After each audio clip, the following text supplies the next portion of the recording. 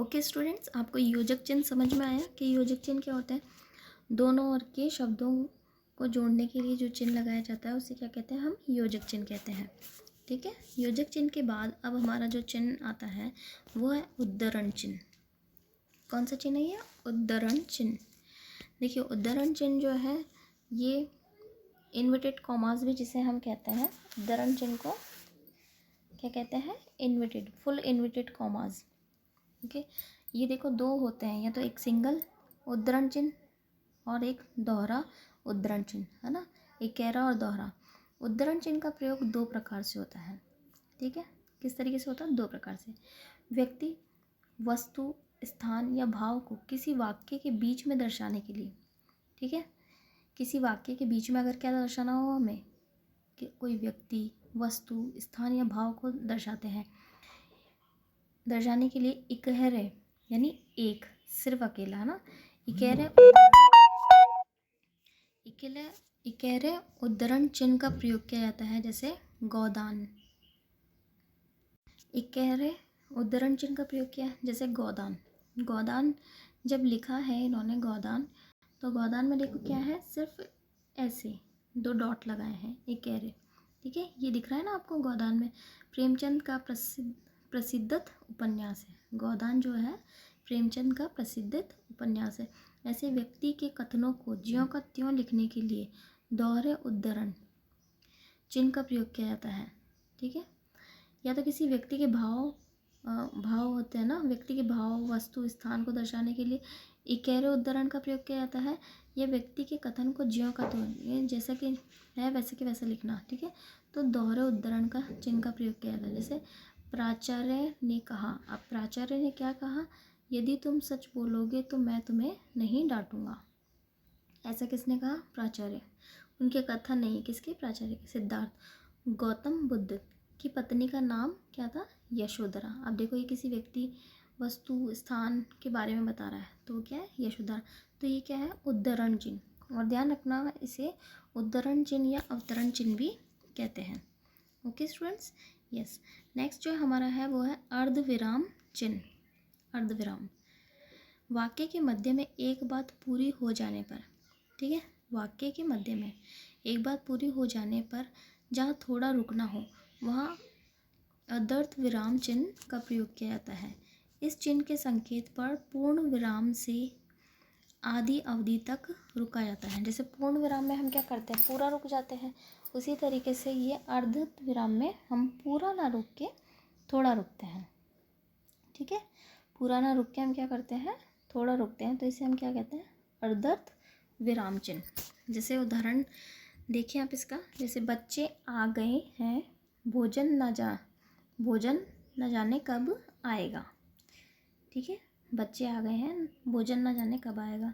नेहरू जी नहीं आएंगे, उनकी विचारधाराओं को अपनाओ। विद्या धन अनमोल है, खर्च करने से बढ़ता है। ये तो देखो, हम इसमें पूरा नहीं रुके, जहाँ पे हम खर्च करने से बढ़ता है पर रुके हैं, उतना पूरा हम विद्या धन अनमोल है, ये तो इस पे नहीं रुके। तो ये जो निशान है, चिन्ह है, ये क्या है? ये अर्ध पूर्ण विराम है। ओके, अर्ध विराम है ये जिसमें हम क्या करते हैं? अर्ध विराम चिन्ह में आधा रुकते हैं। ओके। फिर है लाघव चिन्ह। देखिए, ये लाघव चिन्ह कहलाता है। लाघव चिन्ह का प्रयोग शब्दों को संक्षिप्त रूप में लिखने के लिए किया जाता है। क्या करते हैं? इसमें शब्दों को हम क्या करते हैं? संक्षिप्त रूप में लिखते हैं। लाघव चिन्ह से शॉर्ट हो जाता है, लघु हो जाता है उससे ना। जैसे डॉक्टर के लिए हम क्या लिखते हैं? सिर्फ डॉट लगा देते हैं। डॉक्टर के लिए सिर्फ डॉट लगा देते हैं। पंडित के लिए सिर्फ प लिख के डॉट लगा देते हैं। ऐसे ही उ इसके लिए डॉक्टर APJ, मतलब किसी का बड़ा नाम होता है तो उसके लिए हम इस तरीके से लिख के डॉट लगा देते हैं, अब्दुल कलाम। तो ये क्या है? लाघव चिन्ह कहलाते हैं। Clear students? यस। अब है निर्देशक चिन्ह। इस चिन्ह का प्रयोग किसी के कथन से पूर्व उदाहरण देने, संवाद लिखने अथवा कवि लेखक का नाम लिखने से पूर्व आदि स्थान पर किया जाता है। निर्देशक चिन्ह योजक चिन्ह से बड़ा होता है। ठीक है। निर्देशक चिन्ह जो होता है, देखो निर्देशक चिन्ह इसमें बताया है, ये क्या होता है? बड़ा होता है। और योजक चिन्ह, क्योंकि योजक चिन्ह भी इसी तरीके से होता है तो योजक चिन्ह छोटा होता है। ओके, योजक चिन्ह क्या होता है, दो को जोड़ने के लिए। ऐसे इसमें निर्देशक चिन्ह बता रखा है। ठीक है, इस चिन्ह का प्रयोग किसी के कथन से पूर्व उदाहरण देने, संवाद लिखने अथवा कवि लेखक का नाम लिखने से पूर्व आदि स्थानों पर किया जाता है। निर्देशक चिन्ह योजक चिन्ह से बड़ा होता है। जैसे शास्त्री जी ने कहा, क्या कहा, जय जवान जय किसान, माँ सत्य का साथ तुम्हें उन्नति की ओर ले जाएगा। ये ध्यान रखना है आपको, योजक चिन्ह और निर्देशक चिन्ह एक जैसे दिखते हैं, लेकिन निर्देशक चिन्ह बड़े होते हैं और योजक चिन्ह छोटा होता है। Okay students, yes. फिर उसके बाद है हमारा कोष्टक चिन्ह। कोष्टक वाले वाक्य में किसी शब्द का अर्थ या जरूरी विवरण लिखना हो तो उसे कोष्टक में लिखा जाता है।